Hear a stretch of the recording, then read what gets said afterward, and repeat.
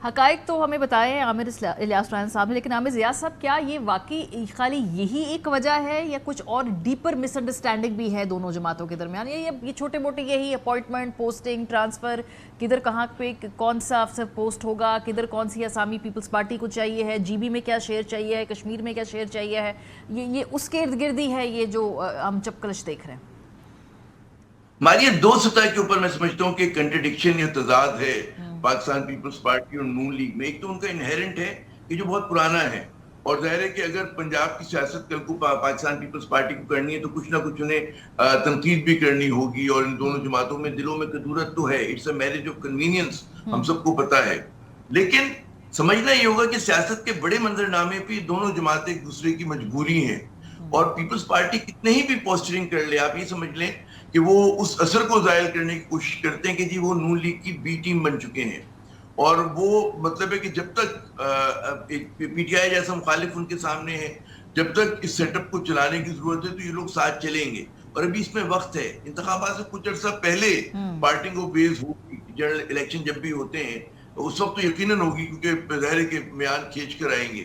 फिर एक और हमें समझना होगा कि चाहे गिलगित बल्तिस्तान के इंतखाबात हो या आज़ाद कश्मीर के, वो बुनियादी तौर पे हुक्मरान इत्तेहाद ही के दरमियान हुए, और अब अगर अगर हुक्मरान इत्तेहाद है तो कैसे उन इंतखाबात को दिलचस्प बनाएंगे? क्योंकि आपने जो हकीकी ओपोजिशन है वो तो बाद वजूहात की बिना पर एक जगह बॉयकॉट कर दिया उन्होंने, एक जगह उनको रोक दिया गया, तो वो तो थे नहीं, पीटीआई नहीं थी, कोई और मुखालिफ फोर्स नहीं थी जो एक उनको चैलेंज कर सके।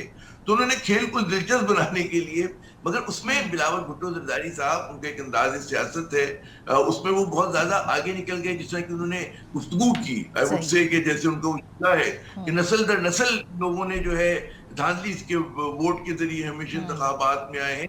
तो बहुत सारी चीजें हैं कि जो बहुत आगे निकल गए। आमिर ज़िया साहब, ये जो अपोजिशन की बात की है बिल्कुल दुरुस्त बात है। तहरीके इंसाफ बिल्कुल नज़र नहीं आता दूर दूर तक उनके पास कोई स्ट्रैटेजी। अब वो कहते हैं जी मौलाना फजल रहमान साहब से हमने बातचीत की है, कुछ उधर से भी एक अलायंस बनाने की कोशिश कर रहे हैं अपने जो एहतजाज से पहले। कल शफी जान साहब मेरे प्रोग्राम में कह के गए कि बहुत जल्द ब्रेक थ्रू होगा मौलाना फजल रहमान साहब की जमात के साथ, प्रॉब्ली एक ग्रैंड अलायंस के लिए। आपको लगता है मुमकिनात में है?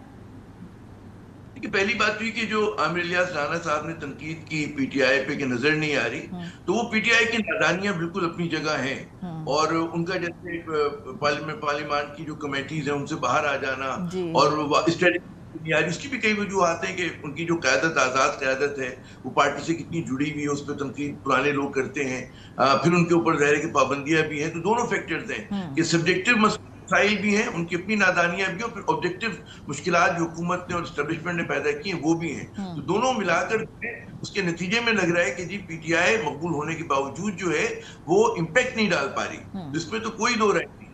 और जहां तक ये जो पीपल्स पार्टी और नून लीग का है तो बड़ा दिलचस्प है। मुझे आमिर इलियास राना की बात से मुत्तफिक हूँ कि कुछ भी कह लें एक दूसरे को, कितनी बड़े बड़े इल्जाम लगा लें, माजी में भी एक दूसरे के पेट फाड़ रहे थे और सड़कों पे घसीट रहे थे।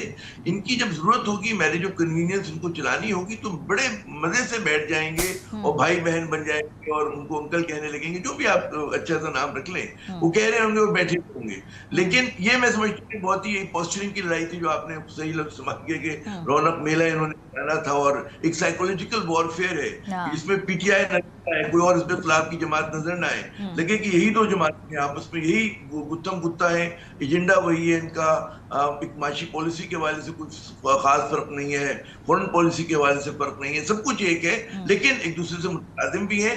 और जो हकीकी ओपोजिशन है अपनी जो भी वजूहात है तो वो असर नहीं दिखा रहे। अब ये जो मौलाना एक है ना कि अलायंस की ख्वाहिश, एक ब्रॉड बेस्ड अलायंस की, ये तो बहुत पुरानी है, और उसमें आप देखिए अब तक कोई और जमात होती तो अब तक वो कर चुके होते। तो खुद हो रही है। हमारी बात हुई थी, मौलाना साहब एक बार कराची तशरीफ लाए थे, तो उनका जो मसला है उनका ये कहना था हमें पता ही नहीं चलता कि हमें पीटीआई में किससे बात करनी, किसकी बात को संजीदगी के साथ लें। तो वो अपनी जगह है, खुदा करे उनमें कोई कंसेंसस पैदा हो जाए, क्योंकि तहरीक तफुज़ाए पाकिस्तान के भी जो रहनुमा है उनमें भी ख्वाहिश है कि मौलाना मिल जाए और मतलब दीगर जमातें मिले और कोई मुत्तहिदा महाल हो कि जो ब्रॉड बेस जो में होता है हमेशा हुकूमत मुखालिफ में बाकी तमाम जमातें मिल जाती हैं जो अपोजिशन की होती है, इस बार नहीं हो सका। तो वो पीटीआई पे लोग करेंगे कि जी आप वैनगार्ड हैं, आपको इसमें पहलकारी करनी थी और लोगों को जोड़ना था। जनाब, सही। मुझे तो ये जो एक ग्रैंड शो होता है ना कि आप एक लश्कर कशी करें और आप बहुत बड़े जुलूस के साथ आए और ड्रामेटिक तरीके से आप समझते हैं कि हुकूमत जो है कोलैप्स कर जाएगी और हम अपनी बात मनवा लेंगे, इन इट सेल्फ जो हमने ऑपोजिशन की तहरीकें देखी हैं और पढ़ी हैं, तो इस तरह से तहरीकें नहीं चलती हैं।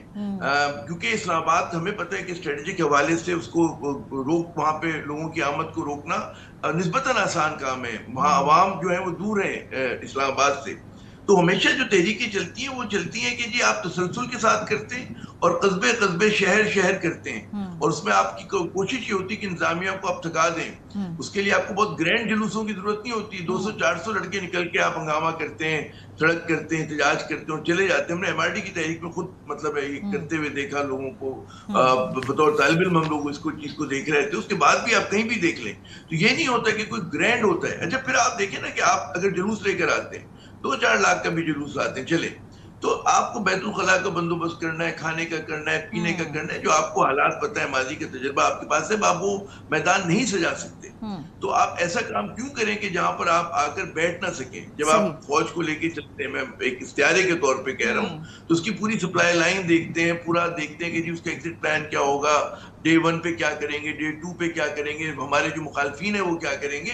तो मुझे इट्सेल्फ जो है कि हम लॉन्ग मार्च करने जा रहे हैं, तो वो मौजूद उनका लॉन्ग मार्च कहाँ और इनका कहाँ, या जो और तो आपको भी एक भड़क से ज्यादा कुछ आगे नहीं लग रही बात? आपको भी लग रहा है कि ये मुमकिनात में से ख्वाहिश भी हो, मारिया इनकी खुलूस से दिल से ये चाहती भी हूँ कि हम करें, मैं ये मार्जिन देता हूँ इनको, तब भी मैं समझता हूँ कि जो हिकमत अमली जो है उस पर कमजोरी है और आपको कुछ और हालात के तहत आपको मूड समझ के एस्टैब्लिशमेंट का, हुकूमत की ताकत देखकर उसके हिसाब से अपना आपको पत्ते लगाने होते हैं, अपनी शतरंज की बिसात पे मूव करनी होती है। तो अगर आप वही जो माजी में नाकाम हुआ बार बार करेंगे, फिर उसका नतीजा वही निकलेगा जो पहले निकला है। सही। बहुत शुक्रिया आमिर ज़िया साहब, आमिर इलियास साहब।